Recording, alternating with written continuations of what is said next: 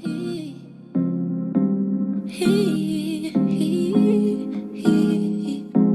you feel so good when you fucking with a baddie. Baddie, baddie, baddie, baddie. When you fucking with a baddie. Baddie. Baddie, baddie, baddie. What's up, guys? Welcome back to Baddie Life Podcast, your favorite motherfucking podcast. I got everybody talking shit, but it's okay. You know, numbers don't lie. If you like what you're watching, please follow me on Spotify, Apple Music, iHeartRadio, and Amazon Music. And this podcast today, well, my whole podcast has been sponsored by Bombshell Beauty Lounge. If you're in downtown Las Vegas or in Las Vegas, make sure you go check them out if you want to get beautified. Today I have a boy, well, a man, a guy, a hot guy. Listen, he's on a dating show, and I honestly haven't got to see the last 1.5 episodes. I'm a little slow right now, but I don't know. I need to talk to him because I have no clue what's going on. But there's a lot of juice that needs to be talked about, a lot of things that need to be addressed, and we're going to address them right motherfucking now. So please, let's give a round of applause for Rell Savage. Hey, Bo. Hey. Welcome to Baddie Life. Hey. You're a baddie. So you're on Bobby I Love You Purr show. Bobby, I Love You Purr, #1 show in the nation, #1 dating show in the nation, Ooh.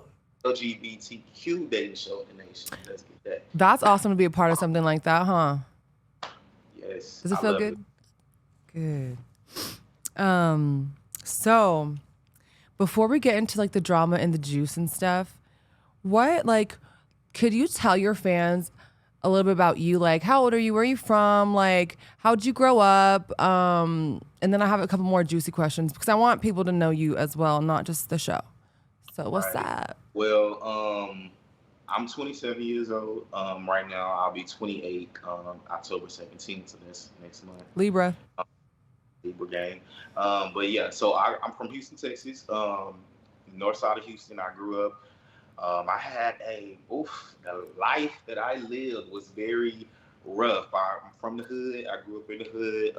So that's all I seen was like, hood shit. I mean, can I? No, yes, cuss. Do you, be you. Period. Okay, so hood shit is all I fucking seen. You know what I'm saying? So, my father passed away, when I was a baby. So I have no memory of him. My mom, she sold drugs. She was always like in and out of jail. So my grandmother raised me and my brother. My oldest brother, he eventually got caught up in the drug game because of what he grew around. He became pretty much a product of his environment, and he started being in and out of jail too. So then it left me and my grandmother, who really couldn't support me or anybody else like she should have. She's an old woman. She should not have had to.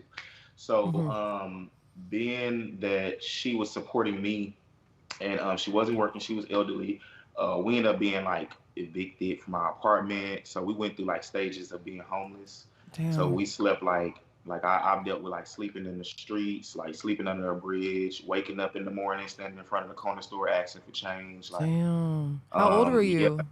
Was it for many years? I was like 7, 8. And then we eventually, somebody's told my grandmother about the Star of Hope shelter, which is downtown Houston. So then we lived in a shelter on and off for about 4 years. That was a lot because going to school, they had specifically like a bus that picked up the shelter kids and dropped them off, and then they had clothes that they gave us. So I would go to school and get bullied for like being in the shelter by the other people. My clothes being cheap and fake, and me being on the shelter bus because they knew we was in the shelter. I would be bullied for being like gay or whatever, having mannerisms, like female mannerisms. Yeah, a little on the feminine side. I went through a lot of bullying. Oh my God, you gave me goosebumps. That's sad.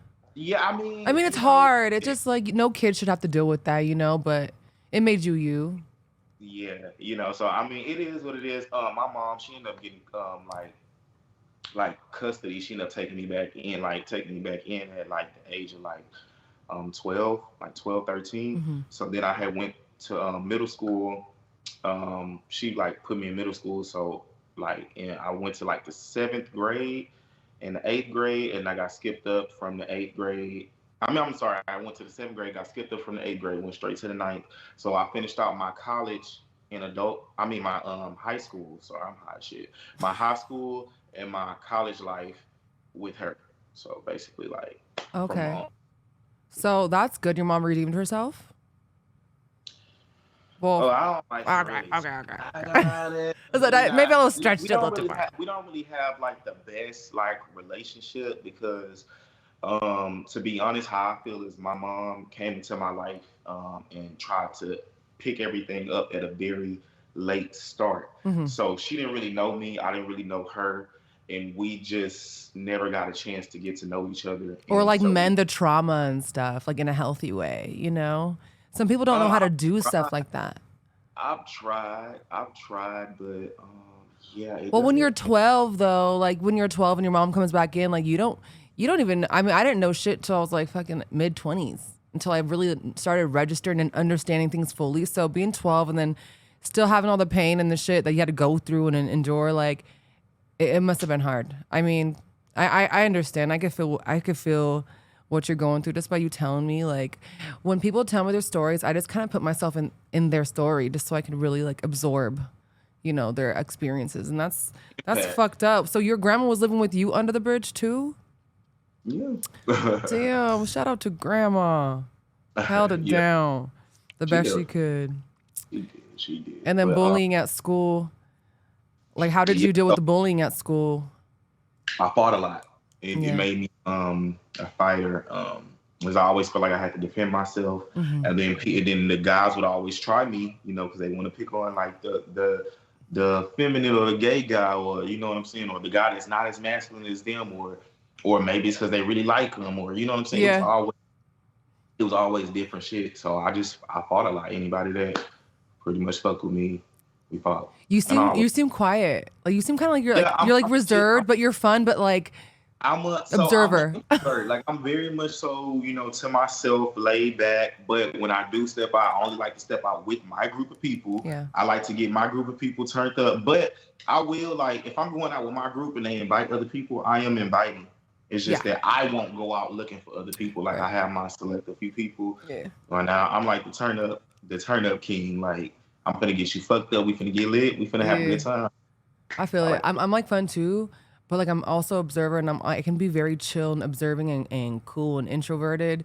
Or like you said, if you're out with your friends and your people and you feel comfortable and you got your like VIP spot, like I'm turning the fuck up. But we always got a VIP, baby. We ain't going no other way. Girl, I'm not hanging out in the GP, period. I mean, I'm not a bougie person at all. Like, I'm super humble. I'd rather go bar hop and go to some like little hole in the walls. But if I'm going to a club, there's no way I'm going into the club if I don't got my own VIP, period. That's just crazy. That's like, just it. It'd be too much going on in the club. I don't trust people. They want to fight me just because, you know. Mm-mm. Yeah, okay. I deal with that now. Oh yeah, I got so many questions for you. So, what made you decide that you wanted to be on TV? Were you like a fan of? Okay, let me rewind. So, there's a fan question. Okay, the fan question said, Walking Ray asked, "What were your intentions coming on to the Bobby I Love You Purr show when they seen you at the Bad Boys Houston auditions?" So were you really there for Bobby, or were you just trying to be on TV? Yes, I was really there for Bobby. I don't understand why can't bad boys find love, have love too. Like my thing is, don't nobody know me, so I can tell them, I can explain. You know, I have been single for one. Like I said, I'm an introvert. I be to myself. But I really am a relationship oriented person. Like I've always been in a relationship. So at this current time, I have been single for 2 years, and I have basically like forgot how to date. You know what I'm saying? Like I didn't even know how to date no more. Like people would hit me up and ask me out on dates, and I would just be scared to do it because I would be like, what do I say? What do I do? I don't know. I don't know how to date no more. So that was going on that show was my way of getting back into the dating world. You know what I'm saying? I had already knew Bobby, met Bobby a few times, and when the offer was presented, I was like, why not? Like, I'm not doing nothing. I'm usually always in a relationship or with somebody. Like, I'm not experiencing life with nobody. I'm by myself. Like, Right. Why not? Right. Like, yeah, who wants to be lonely? Like, humans are not made to be lonely. Like, you well, need. I must be a fucking alien because I'm lonely. I mean, lonely like in a good way. But you got, your daughter. Yeah, You know that's what I'm all I got. Shit, my dog and my cat. But friends and like dating, I feel you. I don't know how to date either. Right. So Yeah. these type of things introduce you to get back out there to start dating, because it takes you out your comfort zone to where, you have to do this and you have to do that, and then you got to show up. You know what I'm saying? Yeah. You got to know what to say. And like when doing them competitions, I didn't know how to do that, but I still did it because it's just like me getting back out there, me opening back up, me getting back comfortable. Yeah. You know what I'm saying? Sorry, go ahead. I'm fully head on dating. You know what I'm saying? So that helps you kind of like let down your guards. Now you're like more, letting people or giving people chances ish. Yeah. Yeah. Speaking of challenges, you can't swim, homie? Girl, no. What black person can swim? My daughter, she's 4. She can swim. Shit. Okay, so listen. She can give you some lessons. She need to. Okay, so listen. Crazy story. I've died before. You died before? Yeah. Oh my God, please tell me your death story. I'm into it. So, I was at this age, I was like 9.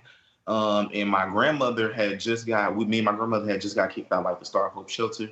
And so we went to go stay with one of her friends, and her friends had like 3 kids, and I had became real cool with them. So and my grandmother friend treated me as if I was one of her own. And so one day she took us to the beach, and mind you, I don't know how to swim. So I went to the beach, and I had my little floaties on my arm, and I had my little goggles, and you know what I'm saying, my little floaty attached right here. And but I was never planning on getting in the water. I just had it on because I was a little kid. I just had it on. So I was walking. It was my first time on the beach. I was walking on the rocks and the what is it? Algae? What is it? It's like seaweed shit. Yeah, the green shit. I slipped on one of the rocks, and the board that separated the water and the land, it had a hole in it. So when the wave came through, when I slipped, it sucked me in. So when it sucked me in, I kind of I was drowning. I was like, help. And then I can hear her kids, my grandmother's friend kids, I can hear them screaming like for help. And then next thing you know, I wake up and I'm in a hospital room, with all these machines on me, and I had cuts everywhere. I still got the cuts on my body. How long were you in the hospital for? Like the wounds, like they healed, but they still on my legs and shit, because the rocks is like cutting me up. I had gashes everywhere. They had to resuscitate me basically. So. Well, how long were you in the hospital for? I think I got out either that night or that morning. I can't remember. It was a long time ago, but I wasn't in the hospital that long. Damn. Did you have any type of? When they told me the story, they told me that it was a Hispanic guy and his family, and he jumped in. And he swam and grabbed me, and they yeah. Did you feel different after that, or did you have some type of like experience with the other side at all, or you don't remember? I don't remember. Do you feel different? The only thing that I remember is me being in the water drowning, and then me waking up in the hospital. Okay. Exactly how it went. So I get it. I get the whole water thing now. I get it. Some people are like, oh, black people can't swim, but you have like a terrifying fucking dramatic story when it comes to water. That's why you were terrified to get in the water, basically. I just can't swim. I just can't swim, so there's no point in me getting in the water. What am I getting in water for? How is this fighting for your love? How is this showing you that I love you? Well, I heard it was only 4 feet. I'm gonna do it. So if I do it, you should know that I love you because I can't swim. Right, and he almost died. So, Bobby, he loves you. I'm really excited to see the rest of the show because how many more episodes are there? Like 5? I don't know. It's still airing. I know. Okay. So you're you were genuine when coming onto the show. You're open-minded. Bobby is cute. Bobby's a Scorpio. I'm a Scorpio. So like, I like him. I think he's fun. I think he's genuine. And he's hot. Very, very, very down to earth. Like, yeah, and he's cool. I like Bobby a lot. And like me and him, like he's like the gay boy version of me. Like he's a Scorpio. we would become really good friends. I really enjoyed having Rolling Ray as like his little like sidekick because he's funny as fuck. He is so funny. He's so funny. Who wasn't there for Bobby though? Who do you think wasn't there for Bobby in your opinion? I feel like the people that left wasn't there for Bobby. If you left, he wasn't really there for him. Because why come if you gonna leave? Well, I'm kind of behind a little bit. What about Jameson? Jameson, I feel like Jameson was there for Bobby. But Jameson was also there to get his dangling sucked. Speaking of dingling, I gotta ask you this. I got a fan question, okay? Okay. Okay. V Bossy wants to know how she said this. This is her words, okay? How bad did that knockout hurt that dingling gave you? Okay, so I didn't get knocked out. Yeah, that wasn't a knockout. It wasn't a knockout. No. A knockout is when you knocked out. Mm-hmm. But I mean, adrenaline was high. I didn't feel shit. Right. So why did he do that? Why did he punch you like that?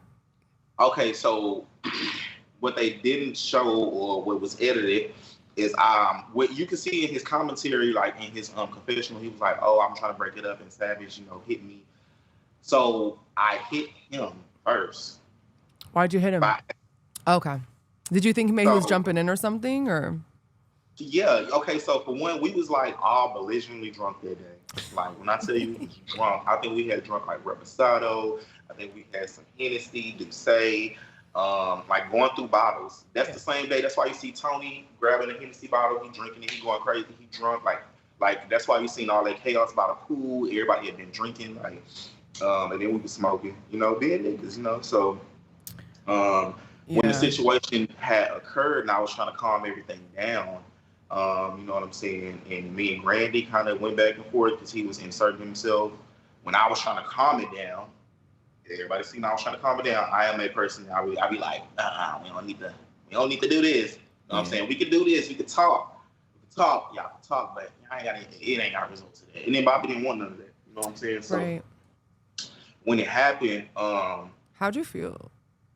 When it happened, basically, I was drunk. You know what I'm saying? I was drunk, so I was already fighting Grandy. And so I felt like people on me, like grabbing me. You know what I'm saying? I ain't really know. You know what I'm saying? When you fighting, adrenaline running, you drunk, bitch. Anybody grab you, you don't know what's going on. Yeah. So I punched him, but did not know I punched him. If that makes sense. Yeah. I mean, sometimes you react. Sometimes, but oh fuck, they were trying to help me or break it up. I thought you were trying to hit me, so I hit you first. Right. So that's how that is situation. Okay. But, I feel like you handled like that very maturely though, for the most part. I mean, I was like, fuck, I would have went cuckoo if somebody did that shit. But you handled yourself pretty well, I feel like, on the show. So far. See, the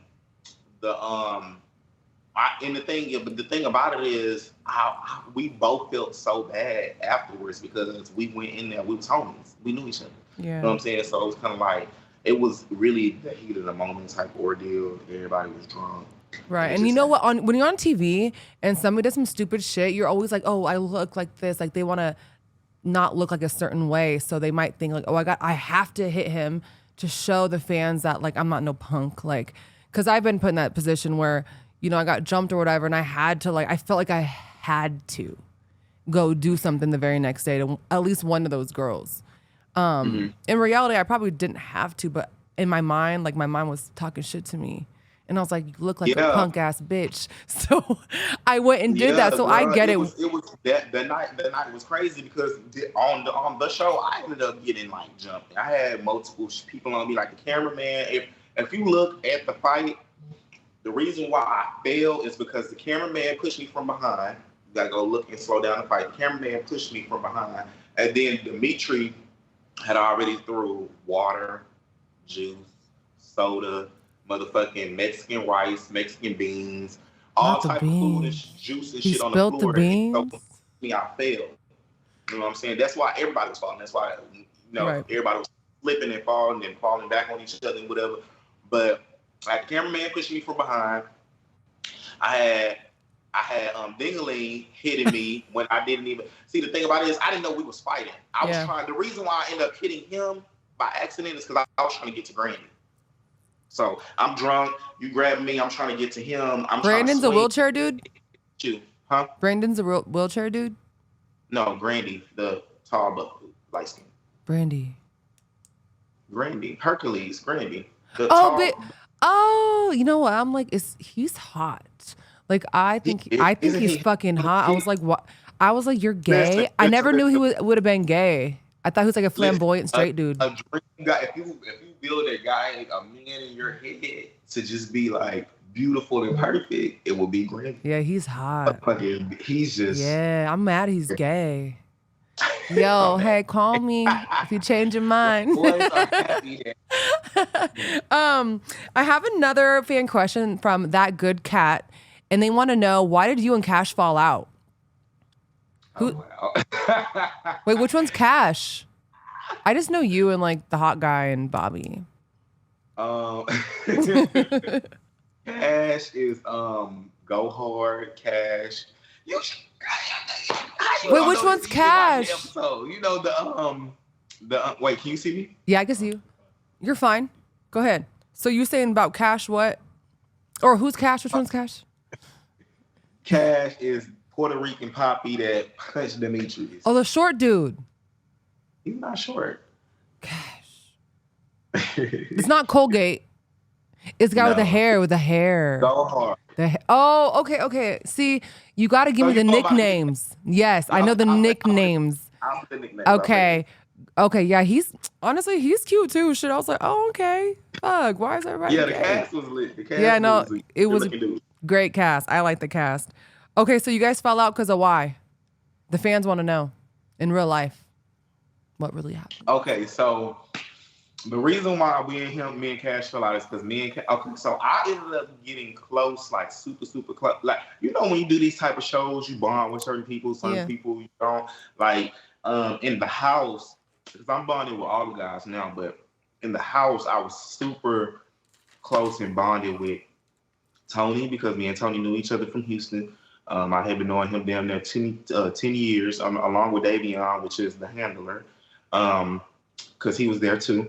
So I've been knowing them for like since childhood, since we came up in the gay scene together. Yeah. So like going out to the gay clubs and stuff and meeting up and having like, you know, community bonds and stuff like that. So I knew him. I knew Jameson from, you know, around Houston, but never really interacted with him. But I've seen him. I knew him.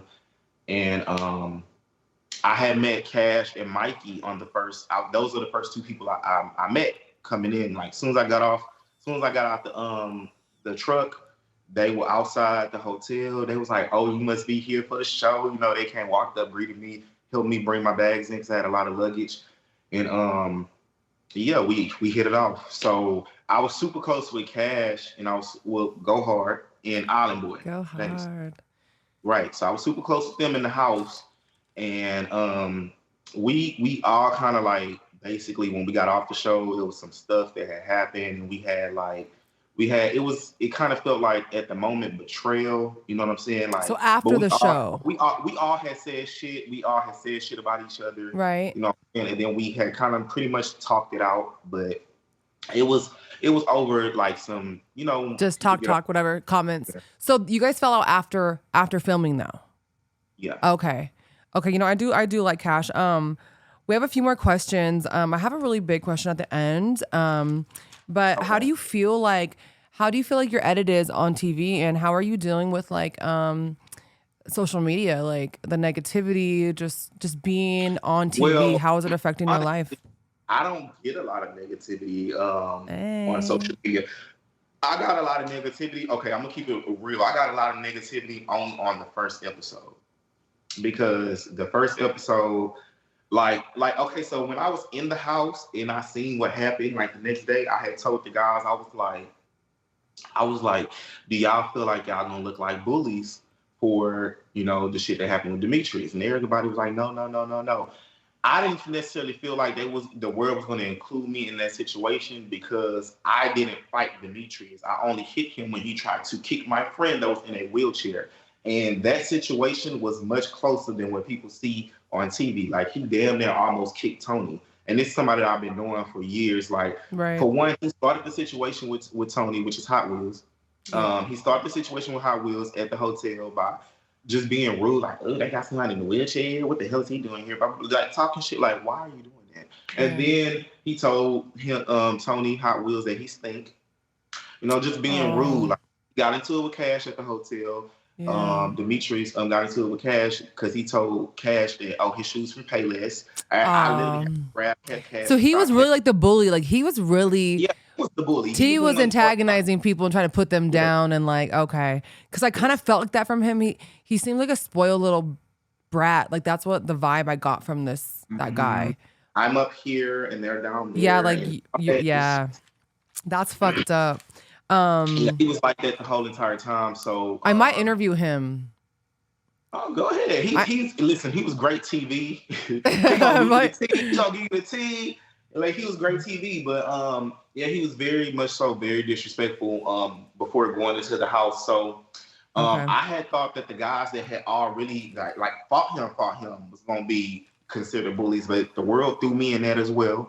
And I was like, whoa, I'm not a bully. For one, I was protecting somebody in a wheelchair. Y'all wouldn't let y'all friend. If you had a friend, Rocky, that you've been knowing 10 years and they in a wheelchair sitting next to you and somebody try to kick them, what you gonna do? It's on them popping. Okay. So, you know what I'm saying? So with just having that energy and Dimitri threw the orange juice on all of us the day before. It got on me too. It got on my Versace, you know what I'm saying? And people may feel like this is nothing, but I work hard and I spend my money on my shit. Should I get mad if you got my shit on my Walmart shirt, bitch? You just got shit on my shit. Really just you ruining my clothes. I gotta go home. Take it to the cleaners. Stuff like that. It's just like, it's disrespectful. And then when I told him, I was like, yo, you got juice on me. He was like, oh, I don't care. You should have been in the way. Blah blah blah. Like, just talking shit. Like, I should have been on a Sprinter bus. You literally stood up and whoosh. It's gonna go on everybody. Right. You kind of are giving me more of like an insight of why everybody was like so over this fool. Because I saw, they edited shit. Obviously, they edit shit out, and not everything can make TV. So thank you for like kind of like giving me, more of an insight. We are about to wrap up. I wanted to ask you, somebody wants to know, like, what was your coming out story? Like, how old were you when you came out, and how did you do it? Or I didn't really have a coming out story. I basically at the age of like 17, because I didn't start sleeping with males until I graduated. I was like, so you bang with girls? Yeah. You used to fuck bitches? Are you bisexual or are you straight or gay? So this is how I look at it. As sexual wise, I would say I'm pansexual. I can have sex with a guy, a girl, a trans man, a trans woman, anybody. You know what I'm saying? As long as the vibe is there and I feel connected, and I have done it. I have an OnlyFans that has videos. You know what I'm saying? So okay. What's your OnlyFans? OnlyFans.com/Rell Savage. That's with a Q, not a G. You better go follow him to see all the juicy shit, because he's not just with dudes. Yeah, it's lit. But my heart is would be with a male. Like, I would want to settle down with a guy. Okay, that's cool. What about this Star of Hope shelter? I know you kind of mentioned it earlier. Like, would you recommend that for anybody that like needs somewhere to stay out in Houston, or is it a good place to go? Honestly, you know what? I want to be like more active into getting into helping the homeless, because I actually have not even kept up that situation. Now that I'm older, I feel a little bit better about talking about it, and I feel a little bit better about embracing it. But that situation that really had traumatized me as a child, so I kind of had like, I didn't look back I still got my first job at 16. I was like, as soon as when I was 15, I was like, as soon as I get my job, as soon as I turn 16, I'm legal to work. I'm gonna get a job. I'm gonna have my own money. I'm never gonna be broke. And I've always been working and hustling since. Right. So I don't even know if the Star of Hope is even open anymore. I heard like things like that it closed down. Okay. So I don't know if it's open. But if it is, I do need to go down there. Yeah, maybe you can like help some other people that were in your situation. Last question: if you have any advice for anybody that like is like looking up to you and watching you and is a fan of you or has that could relate to like the story that you told me, like what would you advise them to do in life? Like when life gets really hard and they got nowhere to stay, they've been through a bunch of fucking shit. Like what would you tell them?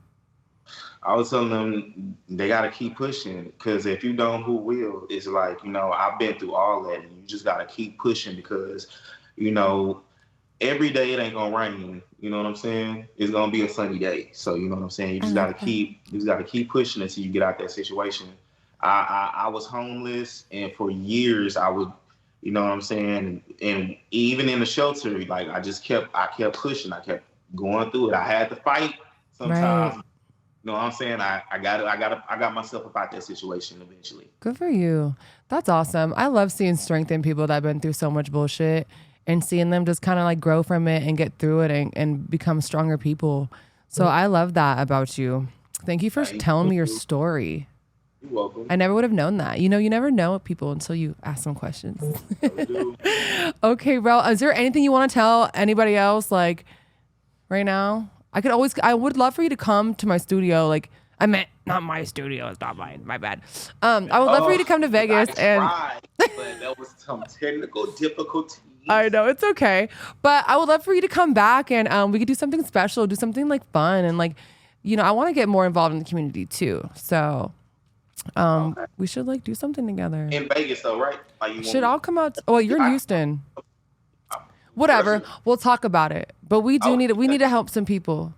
Yeah, I'm really ready to start giving back. Yeah, I feel like it blessed me so much. You know what I'm saying? And I'm still continuing to get blessed. Even before this opportunity and after this opportunity, I'm so thankful for the opportunity. I'm thankful for God for placing it in my lap. I'm thankful for Bobby, Ray, Jason Lee, Zeus, and thank you for all the supporters too. Thank you so much. Like I said, I wasn't a fan favorite in the beginning, but now I'm a fan favorite. Everybody loves me. They be so nice. Where could they follow you? I know your page is kind of like down right now. So tell everybody where they could follow you on Instagram or Twitter or whatever.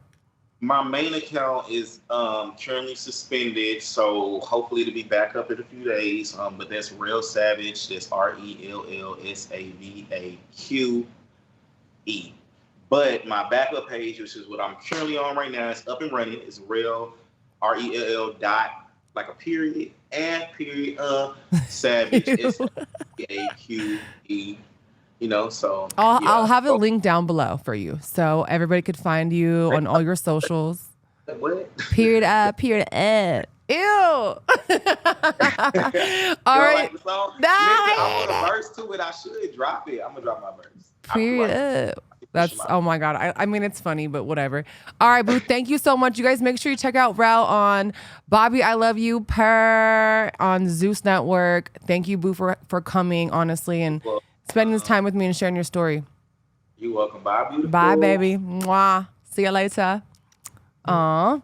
Love it. Thank you guys for watching this. If you guys enjoyed this, if you have more questions that you want to know from the people that I interview, get more in depth with their lives and who they are and what they've been through, so you guys could understand people and appreciate them more, not be so judgmental. You know what I mean? Not everybody has got a silver spoon their whole life. So thank you for being real, Rell. I love that. Shout out to my sponsor again. I love Bombshell. I love you guys. Spotify, Amazon Music, iHeartRadio. Oh, fuck, I always forget all of them. Whatever. Just fucking follow me, love me, like me, and don't always listen to what people fucking say, because I have a lot to say right now, but guess what I'm going to do? Nothing. I'm just going to be quiet and stay in my peace, because If you know your truth, you don't need to argue. Anyway, with that being said, I love you all.